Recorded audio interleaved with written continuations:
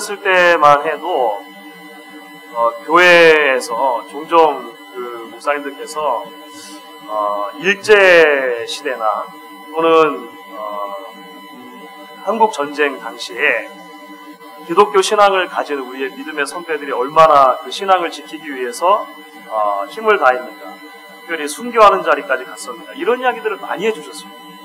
제법 많이 해주셨어요. 그래서 주기철 목사님 들어보셨죠? 한상동 목사님, 손양원 목사님, 이런 분들에 대한 이야기들을 교회에서 간간히 들을 수 있었고요. 그래서 그런 이야기들을 들을 때마다 가슴이 막 벅차오르고 이랬던 기억이 있습니다. 초등학교 시절만 하더라도 그래서 간혹 공휴일이 되면 공휴일에 ITV에서도 그런 그 순교자 관련된 영화 같은 것도 했던 기억이 나요. 저 높은 곳을 향하여라고, 우리 어르신들 중에 혹시 기억나시는 거 있으십니까? 저 높은 곳을 향하여라는 영화가 있었습니다. 그게 이제 주기철 목사님 일대기에 대한 영화였거든요. 그 배우 성함을 잊어버리네요. 김희라 씨였죠. 김희라 씨께서 이제 그 그러니까 주기철 목사님으로 분해가지고 나오셨고, 그 고난받고 나중에 순교하는 이야기까지 이렇게 전해졌었거든요. 그런 생각을 그래서 마음속에 했더랬습니다. 정말 누군가 와서 나에게 총뿌리를 겨누고 예수를 믿는다고만 안 하면 살려주고 계속해서 예수를 구주라고 고백하고 믿는다고 하면 지금 이 자리에서 죽일 것이다 라고 얘기를 하면, 어린 시절 제 마음에 초등학생 시절에 이게 될까? 이런 생각 있잖아요. 이게 내가 정말로 그 자리에 서면 그렇게 할 수 있을까? 라고 하는 생각이 들었던 그런 기억이 있습니다. 지난주에 4월 2일에 아프리카 케냐에서 한번 제가 설교 시간에 언급을 해드렸습니다만, 케냐 그 동쪽 국경에 있는 그 대학에 알샤바바라고 하는 이 이슬람 무장단체가 침입을 했잖아요. 그래가지고 이제 여러 학생들이 죽게 됐는데, 처음에 발표된 것만 하더라도 이제 그냥 비이슬람 그 사람들을 그냥 이 타겟으로 삼아서 죽였다, 이런 이야기가 계속 있었습니다만, 점차적으로 밝혀진 이야기는 어떻게 밝혀졌냐면 거의 확실한 것이 기독교인들을 대상으로, 그리스도인들을 타겟으로 삼아서 이제 처형을 했다라고 하는 정황들이 속속히 드러나기 시작했어요. 그래서 이 죽임을 당한 148명의 사람들이 있었거든요. 148명 중에 거의 대다수가 기독교인이었다고 하는 것입니다. 첫 번째 희생자들이 어떤 모임에서 나왔냐면, 그 학교에 그 아침 학생들이 모여가지고 오전 기도 모임 하는데, 그 기도 모임을 하는 장소에 먼저 쳐들어와가지고 그 모임에 있는 학생들을 다 총으로 죽인 거죠. 그리고 이제 곳곳에 캠퍼스를 돌아다니면서 거의 확인을 한 것 같아요. 살아남은 생존자의 증언에 의하면 이 학생은 화장실에 이렇게 어떻게 들어갔다가 생존을 하게 된 것입니다. 생존하게 됐는데 자기가 화장실 안에 들어있는 도중에 밖에서 그런 소리를 들었다는 거죠. 어떤 학생이 나는 이슬람교도예요, 나는 이슬람교도 죽이지 마세요, 그렇게 했는데, 그러면 이슬람교의 기도문을 외워봐라. 못 외우니까 그냥 그 자리에서 죽이게 된다, 이런. 그래서 우리가 살고 있는 서구 사회는 이 기독교, 그러니까 예수를 믿는 것 때문에 우리가 신체적인 핍박을 당하다든지 그러지는 않습니다. 그렇죠? 그런 경우는 거의 없다고 봐야 되겠죠. 하지만 여전히 지구 다른 편에서는 예수 믿는 것 때문에 실제로 목숨을 잃을 수 있는 그런 상황이 현재 진행형으로 진행되고 있다는 것입니다. 그러면서 최근에 밝혀진 그런 뉴스를 다시 보면, 제가 초등학교 시절에 제 스스로에게 던졌던 질문이 다시 이제 제 자신에게 던져지는 거죠.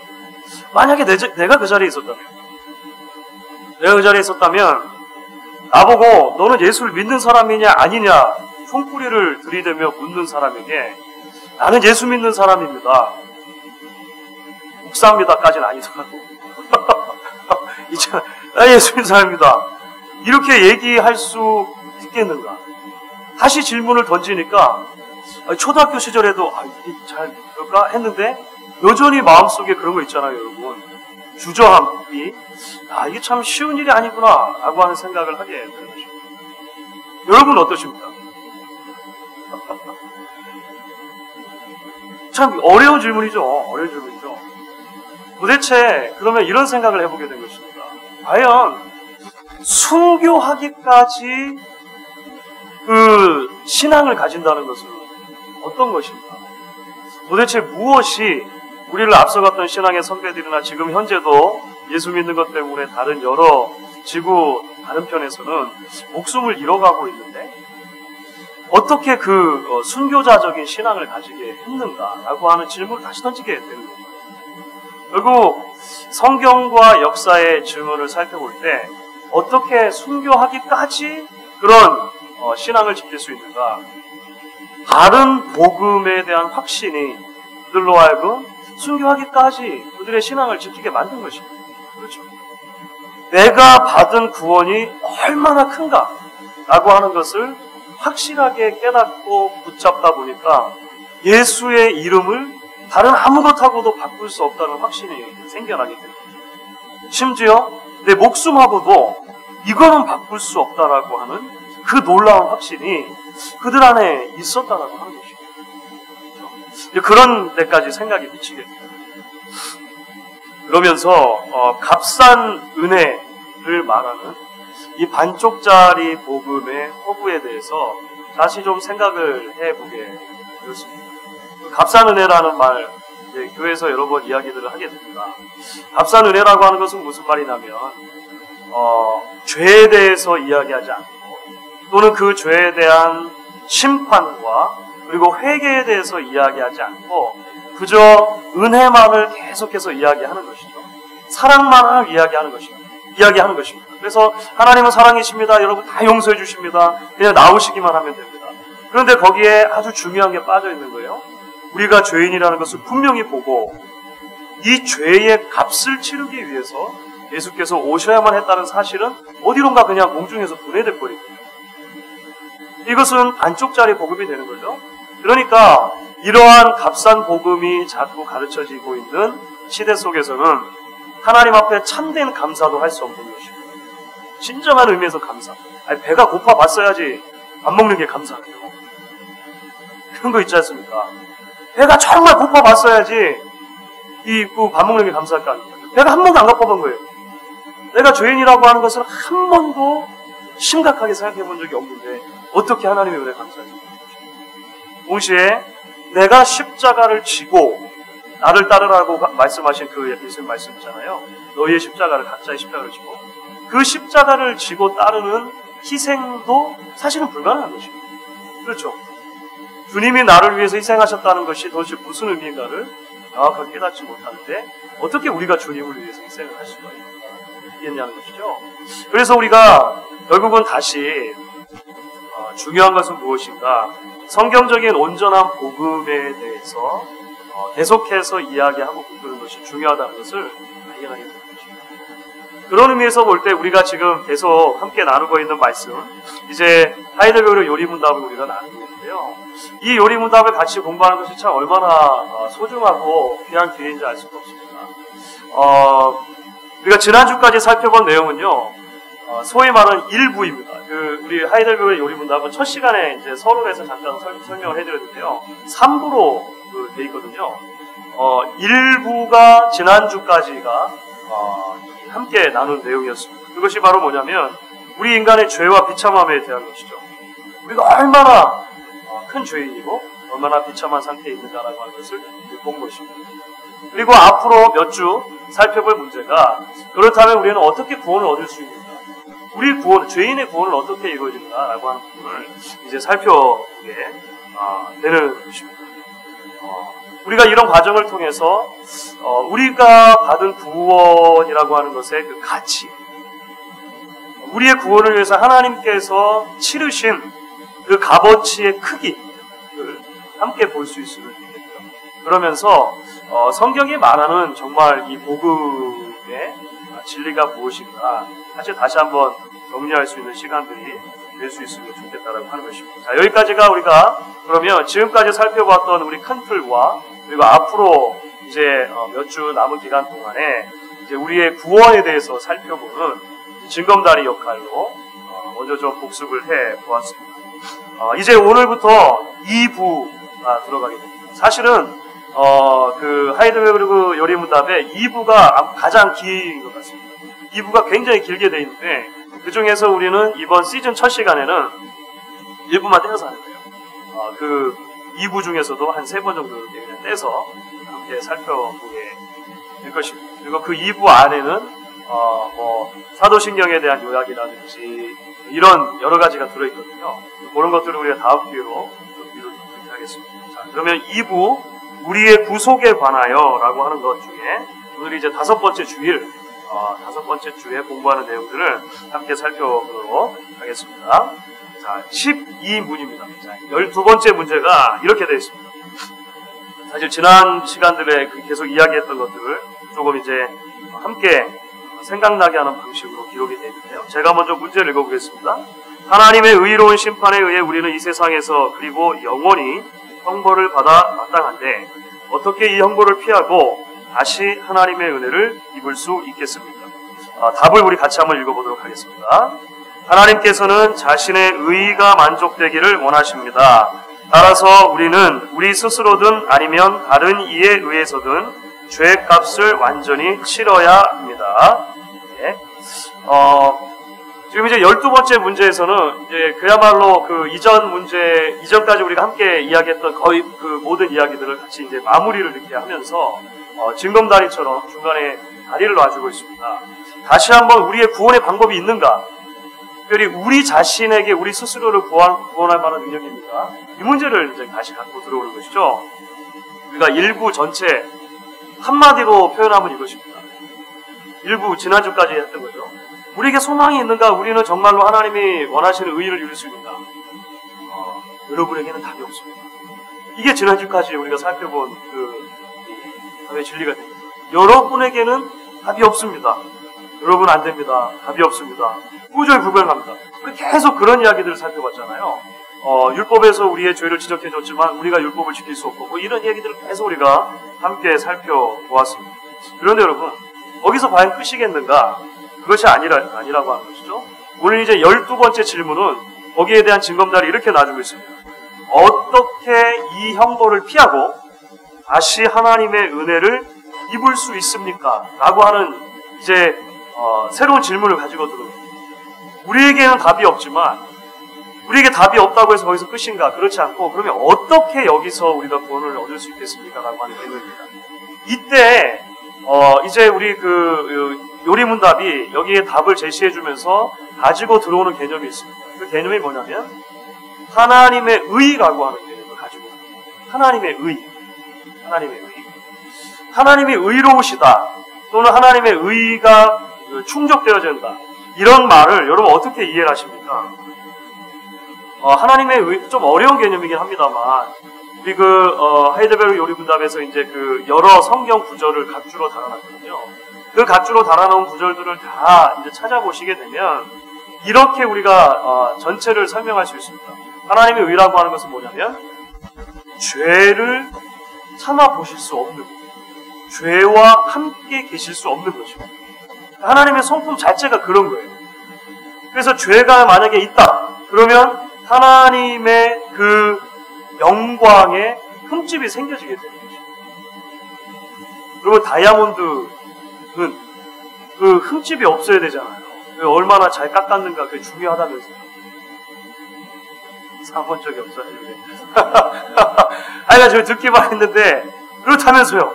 그렇죠. 그래가지고 그거를 어떻게 이거 잘 깎느냐 이게 이제 기술이라고 하지 않습니까?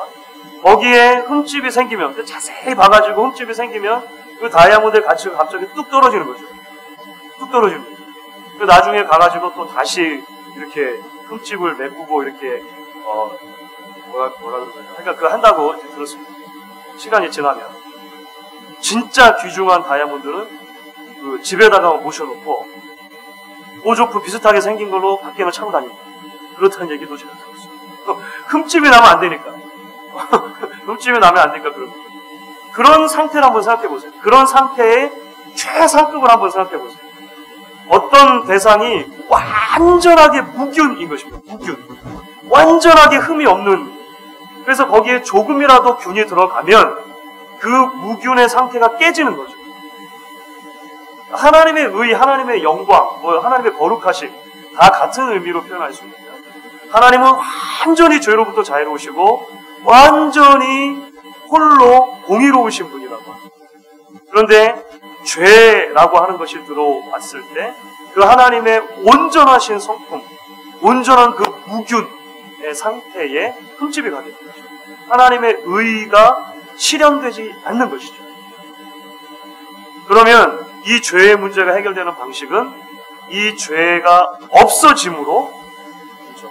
이 죄가 없어짐으로 하나님의 본래 가지고 계셨던 그 무균의 상태, 아무런 이 침해를 받지 않은 상태가 회복되어져야 하는 것입니다. 좀 어려운 개념인데요. 성경은 그렇게 설명을 하는 거예요. 그렇게 설명을 합니다. 자, 그래서 인간의 죄로 인해 하나님의 의로우심이 손상을 입게 되었고 그 죄의 값이 치러져야만 하나님의 의가 다시 만족할 수 있다라고 하는 것이 여기까지 설명이 되는 것입니다. 하나님은 그 의로운 성품상 죄를 그냥 덮어둘 수 없는 거예요. 그냥 덮어둘 수 없는 것입니다. 여기서 이제 나오는 개념이 있는 거죠. 우리의 답은 지금까지 우리가 지난주까지 살펴본 답은 뭐냐면 여러분에겐 답이 없습니다. 이거 있잖아요. 근데 여러분 이제 오늘 답을 12번의 답을 자세히 보시면 그렇기 때문에 따라서 우리는 우리 스스로든 아니면 다른 이에 의해서든 죄값을 완전히 치러야 합니다. 이런 개념이 등장합니다. 근데 우리가 그 앞부분 우리 스스로가 죄값을 치를 수 있는가? 없다라고 하는 것을 이제 살펴보고 싶습니다. 그러면 여기서 무엇이 등장하냐면 다른 일을 통한 그 죄를 갚는 일은 가능하겠구나라고 하는 하나의 이제 가능성이 로마서 8장 3절부터 4절을 같이 한번 읽어보도록 하겠습니다. 오늘 몇 가지 성경 구절을 좀 살펴볼 텐데요. 참 중요한 구절들이 오늘도 많이 들어있습니다. 로마서 8장 3절과 4절 읽겠습니다. 로마서 8장 3절 4절. 여러분 안 됩니다 라고 하는 선언 뒤에 나오는 중보자의 개념에 대해서 로마서 8장 3절 4절을 이렇게 설명합니다. 같이 읽겠습니다.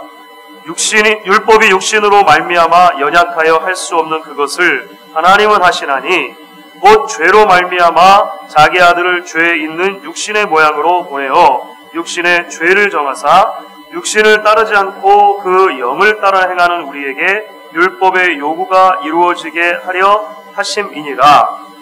우리의 문제는 뭐냐면 죄였다는 거죠. 죄가 문제였다는 거죠. 죄 때문에 율법을 우리가 온전히 이룰 수 없었다는 것이죠.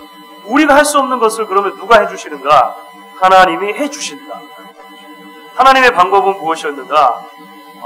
죄 없으신 자신의 아들을 죄 있는 인간처럼 인간으로 오게 하셔서 거기다가 죄를 뒤집어 씌우시고 우리를 위해서 대신 죽게 하심으로 그 죄를 치러주셨다는 거죠. 이게 이제 일단 큰 틀입니다. 요걸 앞으로 계속 설명해 나갈 거예요. 그걸 앞으로 사실 이제 몇 주에 걸쳐서 사실 설명을 하게 되는데요.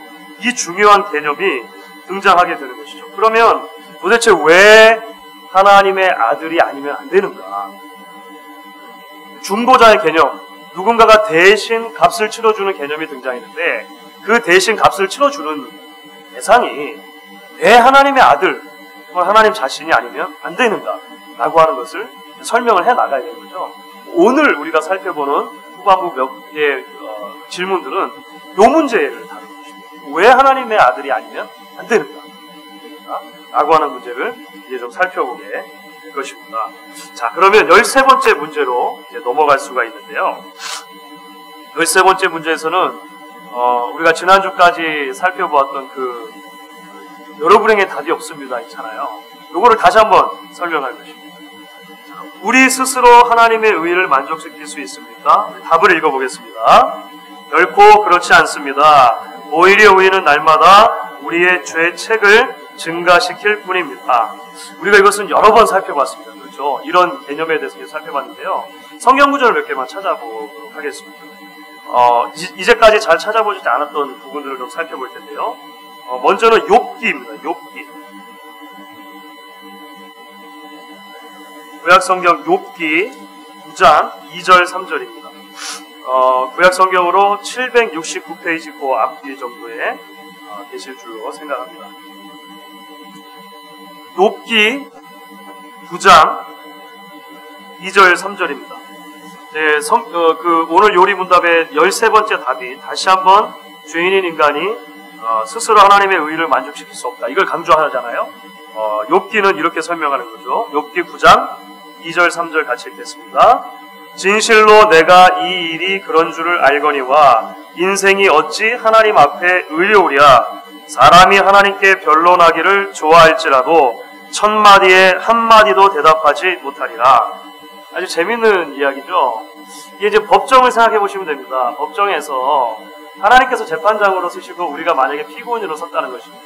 우리가 죄를 지어서 피고인으로 섰는데 하나님께서 예를 들어서 우리가 잘못했던 여러 항목들에 대해서 1000가지를 묻는 거죠. 이것도 잘못했죠. 이것도 잘못했죠. 왜 잘못했는가. 이렇게 1000가지를 물었을 때 하나님 오해하신 거예요. 잘못 이해하셨나 본데 제가 이제부터 잘 설명을 해드릴 테니까 잘 들어보세요. 해가지고 내 스스로를 변론할 수 있는 게 하나도 있겠는가? 없다는 것입니다. 온전한 재판장이신 하나님의 불꽃 같은 눈앞에 섰을 때 우리가 만약에 우리 스스로의 변호인으로 선다면 1000가지를 질문해서 하나도 대답할 수 없다는 것이 욥기, 지금 이것은 9장은 욥이 말하는 거거든요. 욥이 지금 우리에게 이야기를 해주고 있는 거예요. 욥보다 한참 뒤에 이제 살았던 또 한 사람이 있습니다. 자신의 죄 문제를 가지고 엄청나게 고민했던 사람인데요. 바울이죠. 바울. 로마서 7장. 이 부분은 이전에도 조금 살펴본 적이 있습니다만 로마서 7장, 사실은 7장의 후반부에서 우리가 쭉 그런 이야기들을 이제 설명을 하고 있는 건데요. 9절만 좀 찾아서 읽도록 하겠습니다. 로마서 7장 먼저는 18절입니다. 18절 같이 한번 읽어보도록 하겠습니다. 내 속 곧 내 육신에 선한 것이 거하지 아니하는 줄을 아노니 원함은 내게 있으나 선을 행하는 것은 없노라. 그렇죠? 24절도 읽겠습니다. 오라 나는 곤고한 사람이로다. 이 사망의 몸에서 누가 나를 건져내랴. 이것이 바울이 고백하는 것이었습니다. 원함이라고 하는 개념을 바울은 이야기를 해요. 그러니까 내 마음속에 선을 행하고 싶은 바램은 있다는 것입니다. 바램, 원함. 사실은 이것을 성경의 언어로 표현하면 양심이라고 할 수 있습니다. 양심. 성경은 사실 양심에 대해서 여러 번에 걸쳐서 이야기를 합니다. 비록 타락하긴 했지만 사람들 안에 양심이 있다는 것입니다. 물론 이 양심이 사람에 따라서 좀 정도가 달라요. 그래서 어떤 사람은 성경에서 말하는 바처럼 양심에 화인 맞았다. 화인이 뭐죠? 화인. 인두입니다. 인두. 그 낙인 있잖아요. 낙인. 그러니까 양심을 인두로 지졌다 이런 말이잖아요. 이러니까 꼭 갑자기 이순신 장군이 생각나고 여기서 인두를 지졌다는 것은요 이런 겁니다. 그러니까 노예나 짐승에게 이제 그 인두로 지지게 되면요 그 처음에는 상처가 있지만 나중에는 인두로 지졌던 그곳이 단단하게 굳어지게 돼요. 거기는 더 이상 감각이 없는 자리가 되는 거죠. 양심에 화인 맞았다는 것은 그런 의미가 있는 거예요. 양심에 막 고통을 당하고 이런 의미, 신문을 당하는 게 아니고요. 양심이 단단하게 굳어졌다는 것이죠. 양심에 더 이상 기능을 못한다. 이렇게 그냥 이해를 하시면 되겠습니다. 그런 사람도 있고 동시에 양심이 조금 더 이렇게 민감하게 열려있는 사람이 있습니다. 그러니까 소위 우리가 말하는 저 사람은 교회는 안 다니지만 참 법 없어도 살 수 있는 사람인데 이런 분들 있잖아요. 그렇죠. 그러니까 원래 이게 성품상 이렇게 남에게 해코지 잘 못하고 이런 분들 있을 수 있다는 것입니다. 하지만 여전히 그것 자체로 한계가 있다는 것이죠. 일전에 한번 그런 이야기 해드린 적이 있는데요. 목사님께서 이런 얘기를 해줬습니다. 본교회 교인 가운데 자신이 경험했던 것을 나누셨다는 거예요. 자신이 회사에서 부장님이 계시는데 얼마나 착한 사람인지 교회는 안 다니지만 진짜 이분은 법 없이도 살 사람이다. 이렇게 생각할 정도로 너무너무나 착한 분이었다라고 하는 거죠. 그래서 그 밑에 사람들한테 참 잘해주고, 또 부장이니까 위에 사람도 있을 거 아닙니까? 위에 사람이 또 그렇게 해도 그냥 예 알겠습니다 하고 이렇게 했단 말이에요. 그런데 이 직원이 어느 날 오늘 화장실 얘기가 여러 번 나오는데, 화장실에 있는데요. 이분이 마침 이제 그 안쪽에 들어있었던 거예요. 방 안에 들어있었는데, 이 부장님이 안에 누가 있는지 모르는 상태에서 이제 들어온 거죠. 들어와가지고 갑자기 이제 수돗물을 틀더니만 욕을 하기 시작합니다. 자기가 이 안에 있는 분이 자기가 평생 들어보지도 못했던 총천연색의 욕을, 그 회사에 자기 위에 있는 그 누구 이름을 불러가면서 대는데, 정말 무서워서 그 안을 나오지를 못했다. 법 없이도 살 수 있는 사람이 있지만 그 한계가 있다는 것이죠. 그렇죠. 바울의 고백이 그것입니다. 원함은 내게 있지만 되지가 않습니다. 보라, 나는 공고한 사람, 누가 사망의 몸에서 나를 건져내네. 자, 그러면 우리는 이렇게 또 질문할 수 있겠죠. 자연스럽게, 만약에 다른 중보자, 그러니까 나는 안 되니까 다른 사람이 또는 다른 중보자가 나 대신해서 이 문제를 해결될 수 있다면 피조물 가운데 다른 것은 가능하지 않을까? 사람이든 그것이 짐승이든 하여간 피조물 가운데 가능하지 않을까? 질문 던질 수 있는 것입니다. 자, 그것이 바로 14번째 질문이 되는 거예요. 14번째. 자, 14번째 질문은 이것입니다. 어떠한 피조물이라도 단지 피조물로서 우리를 대신하여 하나님의 의를 만족시킬 자가 있습니까? 답을 같이 읽어보겠습니다. 하나도 없습니다. 첫째, 하나님께서는 인간의 죄책 때문에 다른 피조물을 형벌하기를 원치 않으십니다. 둘째, 어떠한 피조물이라도 단지 피조물로서는 죄란 하나님의 영원한 진노의 짐을 감당할 수 없고 다른 피조물을 거기에서 구원할 수도 없습니다.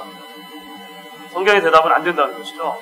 그것이 짐승이건 아니면 그것이 다른 사람이건 중보자가 될 수는 없다라고 하는 것이 성경의 답인 것입니다. 자, 그럼 우리는 이런 질문 던질 수 있죠. 아니, 구약에서는 짐승을 가지고 제물을 드렸잖아요. 이런 질문 던질 수 있습니다. 구약의 짐승들을 가지고 제사 드렸던 것은 어떻게 되는 것이죠? 히브리서가 거기에 대한 답을 우리에게 제시를 해주고 있는데요. 한번 찾아보도록 하겠습니다. 히브리서 10장입니다.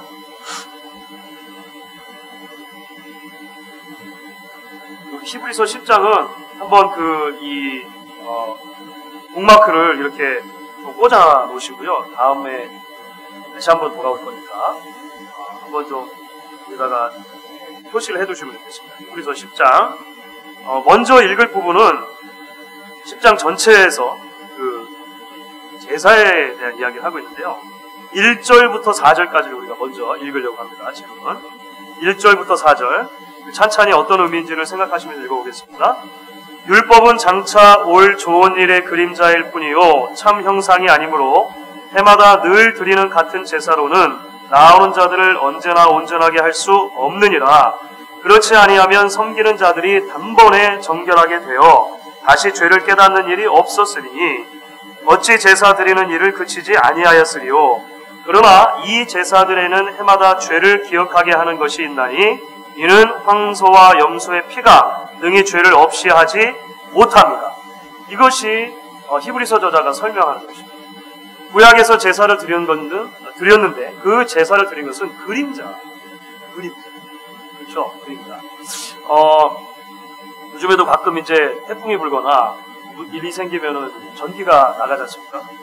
제가 어렸을 시절만 해도 전기가 지금보다 더 자주 나갔었습니다. 전기가 나가면 이제 촛불을 켜잖아요. 촛불을 켜면 가끔 아버지께서 어린아이들이 심심해하고 지금이야 이제 그래도 게임도 할 수 있고 여러 가지를 할 수 있습니다만 어렸을 때 뭐 그런 게 있습니다. 그러니까 촛불에 비춰가지고 그림자 놀이 있잖아요. 그건 정말 신기했습니다. 손으로 아버지께서 만들어 주시는데 이게 개가 되기도 하고 토끼가 되기도 하고 나비가 되기도 하고 그렇죠. 그러면 이제 따라서 제 동생하고 뭐 만들어 보기도 하고 했습니다.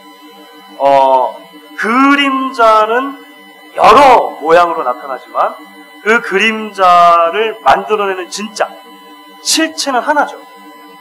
그렇죠? 아버지의 손은 실체였고 그 손이 이렇게 하면은 뭐 나비도 되고 괜찮습니다. 이렇게 되는 거예요. 지금도 기억해가지고 우리 아이들한테 가끔 써보는데 그 되는 겁니다. 그러니까 실체가 있고 그림자가 있는 것이죠. 구약에는 예수라고 하는 실체를 보여주는 여러 종류의 그림자가 됩니다. 그 그림자 중에 하나가 제사. 그림자 중에 하나입니다. 제사장도 그림자 중에 하나입니다. 왕도 그림자 중에 하나입니다. 선지자도 그림자 중에 하나가 돼요. 그러니까 구약에는 여러 가지 그림자들이 등장을 합니다. 그런데 그 그림자는 계속해서 이것이 완전한 것이 아니고 진짜가 와야 된다라고 해서 보여줍니다. 그러니까 구약의 제사제도는 수많은 짐승들이 죽어나가는데 그 수많은 짐승들이 정말로 실체였다면 그걸로 그냥 끝이잖아요. 그죠? 짐승으로 제사를 드리고 더 이상 드릴 필요가 없다라고 하는 게 지금 히브리서 저자가 말하는 거잖아요. 하지만 그렇지 않고 계속 제사를 드릴 수밖에 없었던 것은 그림자이기 때문이다. 이렇게 이야기합니다. 그렇죠? 그래서 황소와 그 염소의 피가 등이 죄를 완전히 사하지는 못한다. 피조물 가운데 짐승들도 그러니까 중보자의 역할을 감당할 수 있겠는가? 없다라고 하는 것이 답이라고 하는 것입니다. 자, 그러면 사람은 어떻습니까? 사람. 다른 사람. 이런 질문도 들 수 있잖아요. 짐승이 안 되면 다른 사람이 죄를 대신 갚아주면 어떨까? 라고 하는 질문을 던질 수 있지 않습니까? 자, 이제 거기에 대한 답이 이제 주어지는데요. 일단 히브리서 여기 10장은 이렇게 북마크 해놓으시고 시편으로 또 한번 앞으로 가보겠습니다. 시편 49편 한번 보죠. 시편 49편 7절 8절입니다. 시편 49편 7절 8절입니다. 아주 재밌는 부분입니다. 그렇게 구약을 오래 공부했어도 사실 오늘 이 구절을 읽으면서 굉장히 제가 깜짝 놀랐습니다. 구약에 이런 구절이 있다는 것을 보면서 제가 사실 좀 많이 놀랐는데요. 시편 49편 7절 8절 같이 한번 읽겠습니다. 자기를 형제를 구원하지 못하며 그를 위한 속전을 하나님께 바치지도 못할 것은 그들의 생명을 속량하는 값이 너무 엄청나서 영원히 마련하지 못할 것입니다. 이것이 구약의 사실 구약의 율법을 좀 우리가 기억하면 이 말씀이 자칫 좀 진짜 그런가 이렇게 생각하실 수 있습니다. 왜냐하면 구약의 율법 가운데는 형제나 그 친족이 어떤 형제나 친족 중에 심각하게 빚을 많이 졌다든지 아니면 어떤 그 죽을 죄가 있을 때 대신 갚아주는 제도가 있었습니다. 그 율법에 있어요. 그것을 기업 물을 자라고 하는 거예요. 기업 물을 자라고 하는 거 들어보셨죠? 기업을 물으는 그 사람이 사실은 이제 단순하게 어떤 기업만을 한 것이 아니고 피해 복수도 할 수 있고 여러 가지가 있는데요. 그런 형제나 그 친족 중에 문제가 있었을 때 사실 노예로 팔려간다든지 이렇게 하면 가서 돈을 주고 대신 사오고 이런 일들을 할 수 있는 자격이 그 기업 물을 자에게 있는 것이거든요. 그런데 지금 시편에서는 시편 기자가 뭐라고 얘기하냐면 그것이 안 된다고 얘기합니다. 그렇죠? 결국 이것도 다시 그림자와 실체의 문제로 돌아갑니다. 구약의 기업 물을 자나 이런 그 기업 물자 제도를 통해 가지고 대신 속량하는 제도를 통해 가지고 계속 보여주려고 했던 것이 뭐냐면 사람이 실제로는 그것을 할 수 없지만 이 일을 가능하게 하는 유일한 기업 물을 자가 오셔야 된다라고 하는 것을 계속해서 내다보는 것입니다. 내다보는 거죠. 그래서 지금 시편 저자는 우리에게 말할 수 있는 거죠. 아무도 자기의 형제를 구원하지 못하며 그를 위한 속전을 하나님께 바치지도 못할 것을 그들의 생명을 속량하는 값이 너무 엄청나서 영원히 마련하죠. 그 마태복음으로 가면 이게 1만 달란트 빚진 자, 데나리온 빚진 자 이런 개념으로 듭니다. 1만 달란트 이전에 말씀드렸죠. 그 슈퍼 파워 그 복권을 평생에 150번을 맞아도 될까 말까 하다고 말씀드렸잖아요. 이게 그러니까 말 자체가 안 되는 겁니다. 갚을 수가 없는 거예요. 아무도 대신 갚아줄 수도 없는 그런 어마어마한 죄의 짐을 우리가 지고 있다라고 하는 것이 성경의 원리라고 하는 것입니다. 자, 그렇다면 이제 마지막 15번째 문제가 되는데요. 자, 내 자신도 안 되고 내 밖에서는 피조물 중에서도 안 된다면 그러면 어디서 그 중보자 구원자를 찾을 수 있는가? 그렇다면 우리는 어떠한 중보자와 구원자를 찾아야 합니까? 15번 답을 같이 읽습니다. 참 인간이고 의로운 분이시니 동시에 참 하나님이고 모든 피조물보다 능력이 뛰어나신 분입니다. 하나님의 지혜가 여기에 있는 것이죠. 그렇죠. 참 놀라운 하나님의 지혜가 되는 것이죠.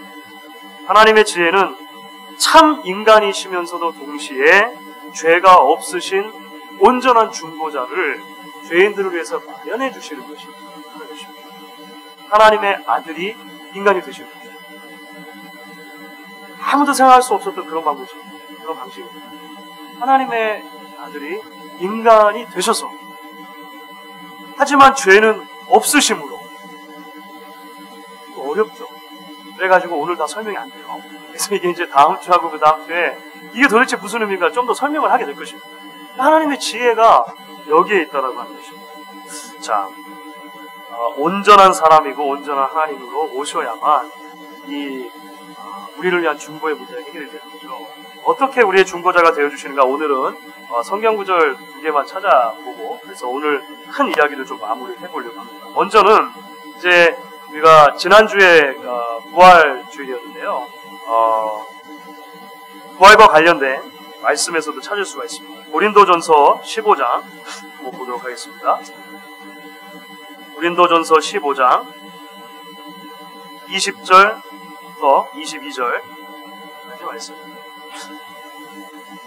또 바울이 그리스도의 부활에 대해서 증거하면서 그 부활이 어떻게 예수를 우리의 온전한 중보자로 세우게 됩니까? 이런 이야기를 해주죠. 같이 한번 읽겠습니다. 고린도전서 15장 20절부터 22절 한 목소리로 읽습니다. 그러나 이제 그리스도께서 죽은 자 가운데서 다시 살아나사 잠자는 자들의 첫 열매가 되셨도다. 사망이 한 사람으로 말미암았으니 죽은 자의 부활도 한 사람으로 말미암는도다. 아담 안에서 모든 사람이 죽은 것 같이 그리스도 안에서 모든 사람이 삶을 얻으리라. 아멘. 이것이 하나님의 방법이 되는 것이죠. 예수 그리스도를 살려주시고 죽이시고 다시 살려주심으로 우리의 중보자가 되게 하셨다는 것입니다. 그러면 우리가 조금 전에 읽었던 히브리서 10장으로 다시 이제 돌아가려고 하는데요. 히브리서 10장 말씀이 아까 말씀드린 것처럼 그 제사에 대해서 계속 이야기해 주셨잖아요.